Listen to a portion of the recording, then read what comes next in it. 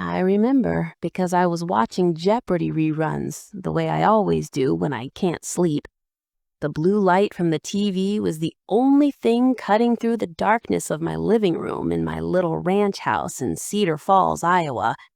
When I saw Melissa flash across my cell phone screen, my heart did that thing it always did when my daughter called, equal parts hope and dread. "Mom," her voice was shaking. "Mom, I need you." Those 4 words. That's all it took for me to know my life was about to change.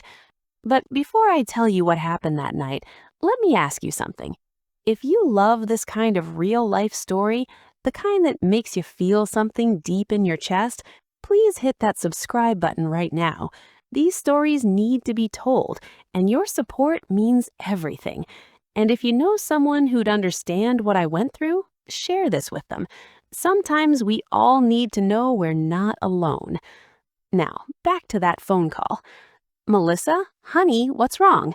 I sat up straight, already reaching for my reading glasses on the coffee table. "It's Derek," her voice cracked. Derek was her boyfriend. Well, the latest one anyway. "He's gone, just left. And Mom, I'm pregnant." My daughter Melissa was 23 years old and had always been what my late husband Frank used to call a beautiful disaster. Bright as a penny, that girl.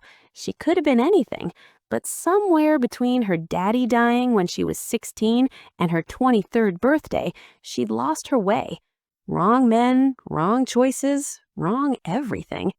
Frank had been gone 7 years by then. Heart attack, sudden as a thunderclap on a clear day. One minute he was grilling burgers in our backyard, the next he was gone. Melissa took it hard, harder than I even realized at the time. "How far along?" I asked her. 4 months. She was crying now, that ugly crying where you can barely breathe. "I can't do this alone, Mom. I can't. I'm barely keeping my head above water as it is."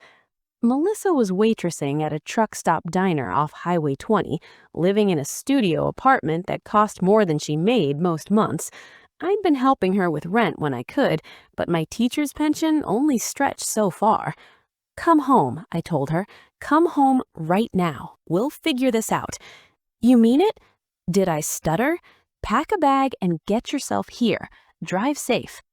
She showed up at 2:15 a.m. with everything she owned stuffed into garbage bags in the trunk of her beat-up Honda. Her eyes were red-rimmed, her blonde hair was tangled, and she looked about 16 years old standing on my front porch. "Oh, baby girl," I said, and wrapped her in my arms. 5 months later, on a freezing February morning, Melissa gave birth to a 7-pound, 3-ounce baby boy. She named him Connor James Mitchell. James, after my Frank. I was in that delivery room, holding her hand while she screamed and pushed and brought that little soul into the world. And when the doctor laid that wrinkled, red-faced baby on her chest, I saw something in Melissa's eyes I hadn't seen in years. Fear. Not the good kind of fear, the kind that makes you careful and protective, the bad kind, the kind that makes you run. "I can't do this, Mom," she whispered while the nurses cleaned Connor up. "I'm not ready. I'm not built for this." "Nobody's built for it," I told her, smoothing her sweat-soaked hair back from her forehead. "You grow into it. I'll help you." But 3 weeks later, I came home from the grocery store to find a note on the kitchen table. "Mom, I can't breathe here. I need to figure out who I am. Please take care of him. I'll be back when I'm ready. Love you, M." Connor was in his bassinet, sleeping like an angel, and Melissa was gone. You know what nobody tells you about raising a grandchild? How much you'll love them.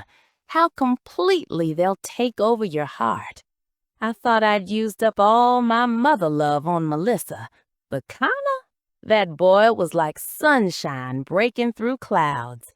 He was my reason for getting up every morning. I retired from teaching 2nd grade when Connor turned 1. The pension wasn't much, but it was enough for me and my boy. That's what I called him, my boy. I taught him to tie his shoes on the back porch steps. I nursed him through chicken pox and strep throat. I sat through every parent-teacher conference, every school concert where he played the recorder badly, every baseball game where he mostly picked dandelions in the outfield. Melissa? She called maybe twice a year, a birthday here, a Christmas there, always from a different number, always with promises she'd visit soon. She never did. When Connor asked about his mama, and he did, especially in those early years, I told him the truth, gentle as I could. Your mama loves you, honey, but sometimes grown-ups have troubles they need to work out. She needed to go find herself. But you've got me, and I'm not going anywhere. Promise, Granny? Cross my heart. Connor was 7 when he stopped asking about her. By then, I was mama in all the ways that mattered. I was the one who taught him to ride a bike down Maple Street. I was the one who made him chicken noodle soup when he was sick.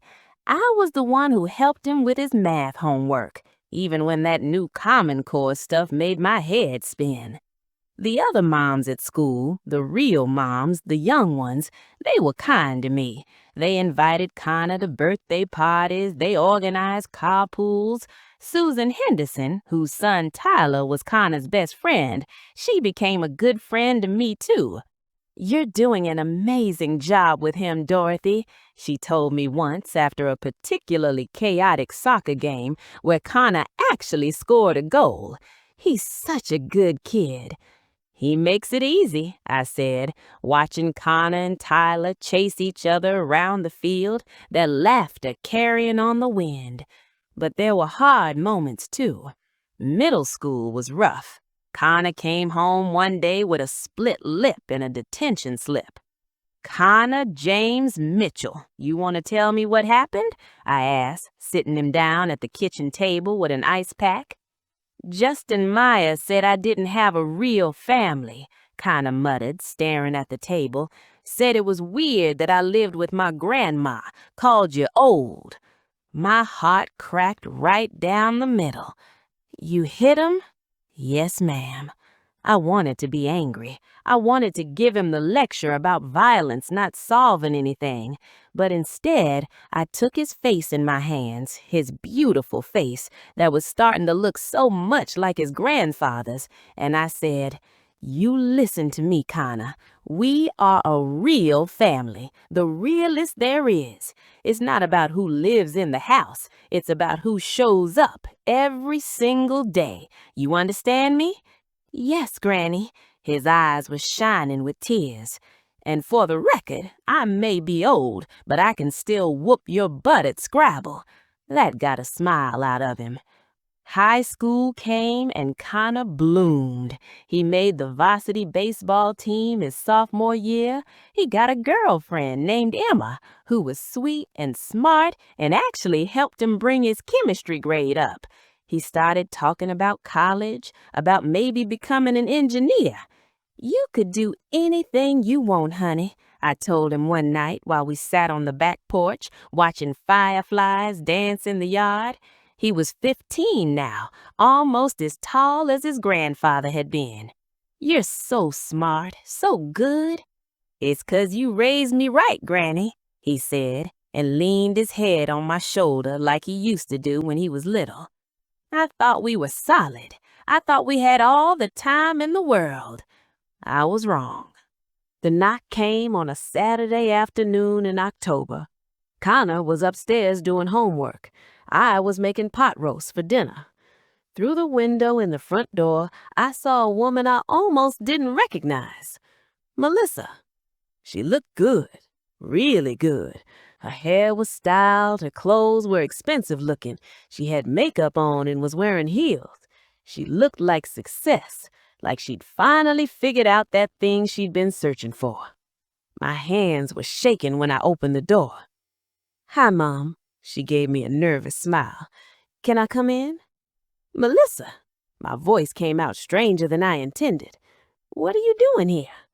"I came to see my son." She said it like it was the most natural thing in the world, like she hadn't disappeared for 15 years. He's not expecting you. I know, I should have called, but I was afraid you'd say no. She shifted her weight and I noticed the rock on her finger, an engagement ring, big enough to choke a horse. You're engaged. Married, actually. 6 months now. His name is Richard. He's a CFO for a tech company in Austin. We have a beautiful house, Mom. 4 bedrooms, a pool, good schools in the neighborhood. My blood ran cold. Why are you here, Melissa? I want my son back. Just then, Connor came down the stairs. Granny, do you know where my... He stopped dead when he saw her. Connor! Melissa's voice broke. Oh my God, look at you. You're so big, so handsome. Connor looked at me, confusion written all over his face. Granny?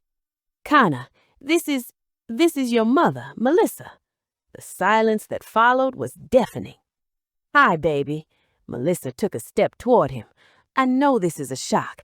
I know I have a lot to explain, but I'm here now, and I want to get to know you. I want us to be a family. Connor's jaw tightened. I have a family. Honey, I'm your mother. You left. His voice was hard, cold. I'd never heard him sound like that. You left me when I was a baby. Granny raised me. Granny's my family. Connor, Melissa's eyes filled with tears. I think you should go, I said quietly. This isn't the time. But Melissa stood her ground. I'm not leaving, not this time. I made mistakes, Connor, terrible mistakes, but I was young and scared and not ready to be a mother. I am now. Richard and I, we want you to come live with us in Texas. You'd have your own room, your own bathroom. We'd get you a car when you turn 16. You could go to an amazing school. I don't want any of that, Connor shouted. I want you to leave. He ran upstairs and his bedroom door slammed hard enough to shake the house. Melissa flinched. You need to go, I told her, now. Mom, please. You don't get to do this. You don't get to waltz back in after 15 years and blow up his life. He's my son. Melissa's voice rose. I have rights. Rights? You gave up your rights when you walked out that door and didn't look back. I'm the one who sat up with him through every fever. I'm the one who taught him to read. I'm the one who's been here. Where were you? I was trying to survive, Mom. I was drowning, Mom. I had nothing to offer him. What was I supposed to do? Drag him through my mess? You were supposed to try. We stood there, both of us breathing hard, both of us crying. I can't change the past, Mom, Melissa said finally, but I can give him a future, a real future, and legally, he's my child. I never gave up custody. I can take him whenever I want. And that's when I knew. She didn't come here to ask. She came here to take. The next 3 months were hell. Melissa didn't leave town. She got a room at the Holiday Inn and started showing up everywhere, at Connor's baseball practice, at school events. She tried to friend him on social media, tried to text him, tried everything she could to worm her way into his life. Connor wanted nothing to do with her. Why won't she just leave us alone? He asked me one night, his voice thick with anger and hurt. Because she's your mother, honey, and I think she really does want to make things right. By taking me away from you, that's not making things right. That's ruining everything. But the truth was, I'd talked to a lawyer, a nice man named Bill Patterson, who'd done Frank's will years ago.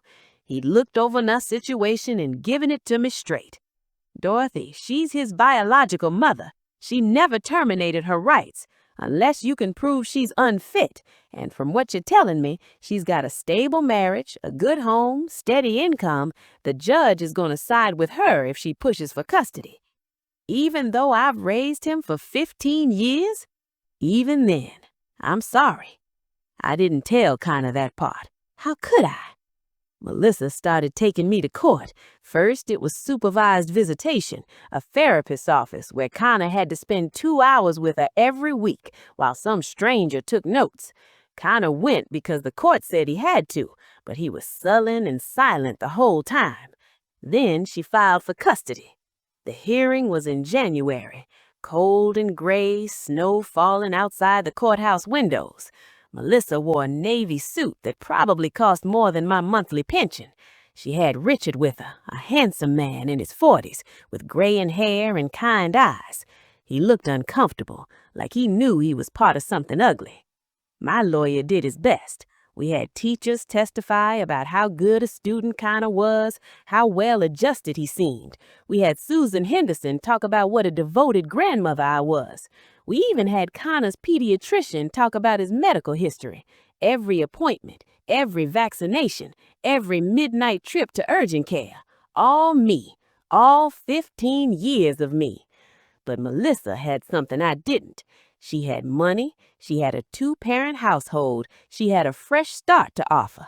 And when the judge asked Connor what he wanted, Connor looked at me with tears streaming down his face and said, "I want to stay with my granny. She's my mom. She's the only mom I've ever known." But the judge, a woman in her 50s who probably had good intentions, looked at Connor with sympathy and said, "I understand this is difficult, Connor, but your mother has worked hard to get a life together. She has a stable home to offer you, good schools, opportunities, and she has every legal right to have you in her life. I'm ordering a transition period. You'll move to Texas with your mother in 6 weeks.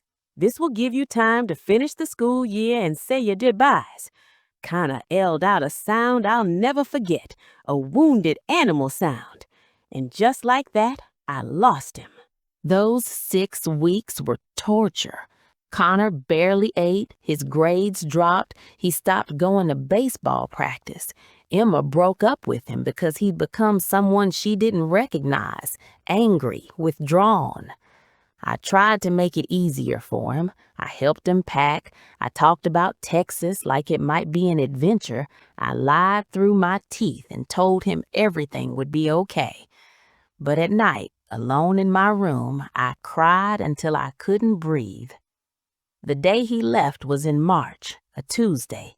Melissa pulled up in Richard's Range Rover and I watched Connor load his boxes into the back. Everything he owned, everything I'd bought him over 15 years. "You call me any time," I told him on the front porch, holding him tight. "Day or night, I'm always here."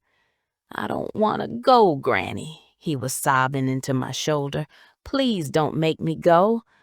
"Baby, I don't have a choice, but this isn't forever. You'll be 18 in less than 3 years. Then you can decide where you want to live." "That's forever," he said miserably. Melissa had the decency to look ashamed when Connor got in the car.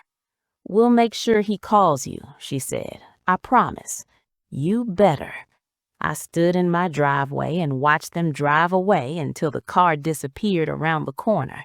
Then I went inside, sat on Connor's bed, and fell apart. For the first month, Connor called every day, sometimes twice a day. He'd tell me about his new school, about how weird everything felt, about how much he missed home. "Richard's actually pretty nice," he admitted one day. "He took me to a Rangers game." "That's good, honey." "But it's not the same, Granny. Nothing's the same." "I know, baby, I know." The calls started getting shorter, less frequent. By month 3, he was calling maybe twice a week. He told me about the new friends he was making, about the advanced classes his new school offered, about the beach trip they'd taken over spring break. He sounded okay. And as much as I missed him, as much as it killed me, I was glad. I wanted him to be okay. I wanted him to be happy. Then one day, my calls started going to voicemail. My texts got shorter responses, one-word answers. "How's school?" "Good." "I miss you, honey." "Miss you too." "Can we video chat this weekend?" "Busy, sorry." I told myself he was just being a teenager. They get wrapped up in their own lives. It was normal. But deep down, I knew. Melissa was erasing me. Susan Henderson noticed first. She ran into Melissa at some educational conference in Dallas. Melissa had Connor with her. I tried to say hi to Connor, Susan told me over coffee at the diner. Dorothy, he looked right through me, like he didn't even know who I was. And when I mentioned you, Melissa cut in real quick and said they needed to go. My hand shook around my coffee cup. What do you mean he didn't know you? He spent half his childhood at your house. I don't know, hon, but something's not right. I called Connor that night. No answer. I texted him. Nothing. I called again the next day, and the next, and the next. Finally, after 2 weeks of silence, I called Melissa. Hello, Mom. Her voice was cool. I need to talk to Connor. He's busy. Melissa, I haven't heard from him in 2 weeks. Put him on the phone. Mom, Connor's adjusting to his new life. We think it's best if we minimize distractions right now. Distractions? My voice rose. I raised that boy. I'm not a distraction. You're part of his past. We're his future. I think some space would be good for everyone. You can't do this. I can, actually. I'm his mother, and I'm making the decisions now. Goodbye, Mom. She hung up.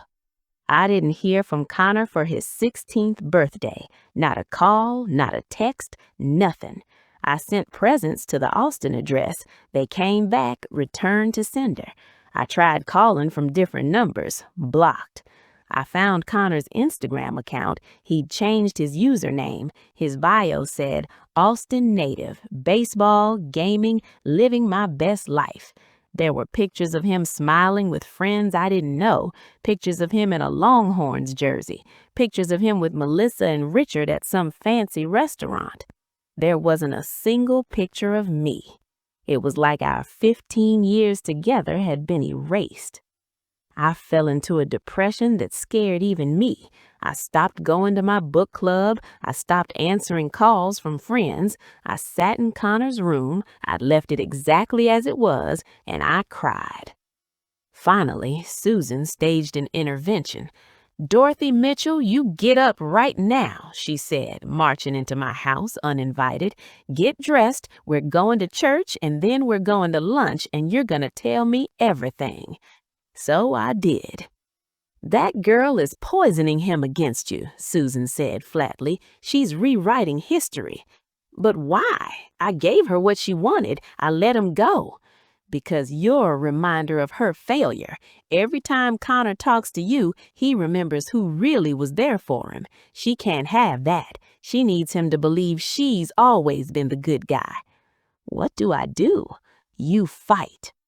I hired a private investigator, a woman named Carmen Rodriguez, who specialized in parental alienation cases. It cost me most of my savings, but I didn't care. What Carmen found made my blood boil.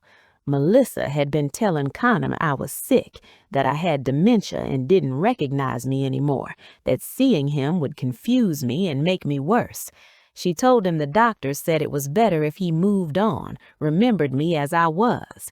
She told him I'd agreed to this, that I'd asked her to tell him goodbye. My 15-year-old grandson thought I'd forgotten him, thought I'd let him go. Carmen got proof. Text messages between Melissa and her friends, emails, even a recording of Melissa coaching Connor on what to say if anyone from Iowa asked about me. You have enough for a case, Carmen told me. This is textbook parental alienation. You could sue for grandparent visitation rights. Will I win? Maybe, but more importantly, Connor will see the truth. I filed in June. By July, we were back in court. This time, Connor was 17. This time, he sat in that courtroom looking confused and angry when my lawyer presented the evidence. Your mother told you that your grandmother had dementia? My lawyer asked him. Yes, Connor said quietly. And you believed her? Why wouldn't I? She's my mother. Did it occur to you to call your grandmother yourself to check? Connor looked down. She said it would upset Granny, make her worse. Then my lawyer showed him the text messages, the emails, the coached responses. I watched Connor's face change as he read them, watched confusion turn to realization, turn to betrayal. She lied to me? He looked at Melissa, who was crying in her seat. You lied to me? Connor, baby, I was trying to protect you. Protect me from what? Connor stood up, and the judge didn't stop him. From the woman who raised me? The woman who loved me when you couldn't? You made me think she didn't want me anymore. Connor, please. How could you? His voice broke. How could you do this to me? To her? He turned to look at me then, really look at me. And what I saw in his eyes broke my heart and healed it at the same time. Granny, he said, like he was afraid I was a dream. I'm here, baby, I said. I've always been here. He crossed the courtroom and fell into my arms, this boy who was almost a man, and he cried like he was 5 years old again. The judge ruled in my favor, ordered supervised visitation at first, then unsupervised, ordered family therapy for all of us. But more than that, Connor turned 18 4 months later, and the day he turned 18, he packed his bags and called me. Granny, can I come home? I was on the phone with the airline before he'd finished the sentence. That was 2 years ago. Connor's 20 now. He's going to the community college here in Cedar Falls, studying engineering like he always wanted. He lives with me in his old room. He works part-time at the hardware store downtown. He talks to his mother sometimes, not often. There's a lot of damage that needs healing, and I'm not sure it ever will completely. Melissa's marriage didn't survive this. Richard left her once he found out what she'd done. I feel sorry for her sometimes.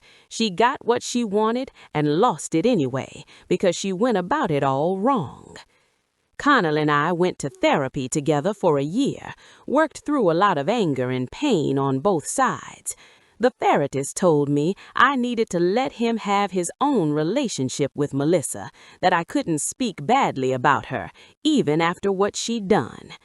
That's been hard, but I'm doing it. Because here's what I learned through all of this. Love isn't about possession. It's not about who has rights or who was there first. It's about showing up day after day and putting someone else's needs above your own. It's about fighting for them, even when it costs you everything. It's about being steady when everything else is chaos. Melissa loved Connor, I believe that, but she loved the idea of him more than the reality. She loved what having him back said about her, that she'd finally gotten her life together, that she could be the mother she'd failed to be. But love isn't about what something says about you. It's about what you're willing to sacrifice for someone else. Connor and I was sitting on the back porch last week, the same porch where we'd sat so many times before, and out of nowhere, he said, "Thank you, Granny." For what, honey? For fighting for me, for never giving up, for loving me even when I was awful to you. You were never awful. You were lied to. Still, you could have walked away, could have said it wasn't worth it. I took his hand. It was bigger than mine now, calloused from his job, a man's hand. Connor James Mitchell, you listen to me. You were worth every second, every tear, every sleepless night. You were worth all of it and more. You're my boy. You'll always be my boy. He leaned his head on my shoulder just like he used to. I love you, Granny. I love you too, baby, to the moon and back. If you're listening to this and you're going through something similar, if someone's trying to erase you from the life of a child you love, don't give up. Fight. Speak the truth. Trust that love is stronger than lies, even when it doesn't feel like it.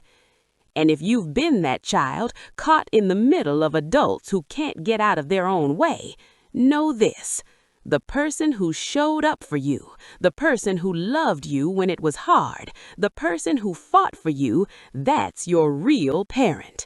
DNA doesn't make a family. Love does. Now I'm going to ask you one more time. If this story touched you, hit that subscribe button. Share it with someone who needs to hear it. These stories matter. Your support helps them reach the people they need them most. Thank you for listening to my story. And to everyone out there who's raising someone else's child, who's loving when it's hard, who's showing up day after day, even when nobody sees you, I see you. You're a hero. Don't ever forget that. This is Dorothy Mitchell, signing off from Cedar Falls, Iowa. And Connor, if you're listening, buddy, dinner's at 6. I'm making pot roast.